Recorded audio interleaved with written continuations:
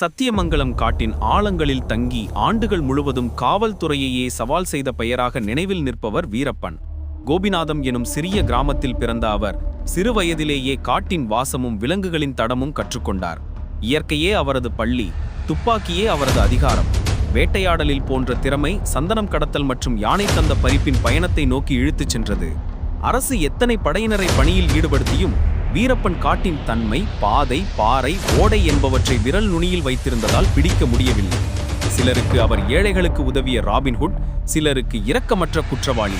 இந்த இரு நினைவுகளின் நடுவே அவரது பெயர் புராணமாக பரவியது. டாக்டர் ராஜ்குமார் கடத்தல் சம்பவம் நாடே பேச வைத்தது. தினமும் தலைப்புச் செய்திகளில் அவர் காட்டில் இன்னும் முகம் மறைத்தபடி சிரித்தபடி வாழ்ந்தார். ஆனால் எவ்வளவு புகழும் பயமும் இருந்தாலும் 2004 சிறப்பு பணிக்குழுவின் திட்டமிட்ட நடவடிக்கையில் அவரது கதைக்கு நிறைவு வந்தது. காட்டை ராஜ்யமாகவும் ரைஃபிளை அறச்சின்னமாகவும் வைத்திருந்த மனிதன் அந்த இரவில் சரிந்தபோது பல தசாப்தங்கள் நீண்ட ஓட்டமும் முடிந்தது. வீரப்பன் ஒருவரா அல்லது ஒரு வரலாற்றின் இருண்ட அடையாளமா என்ற கேள்வி இன்று கூட பதில் கேட்கிறது. ஆனால் மறுக்க முடியாத உண்மை ஒன்று: காடும் காவல்துறையும் ஒரே மனிதனை பற்றி இத்தனை வருடங்கள் பகலும் இரவும் நினைத்தது வரலாற்றில் அரிது.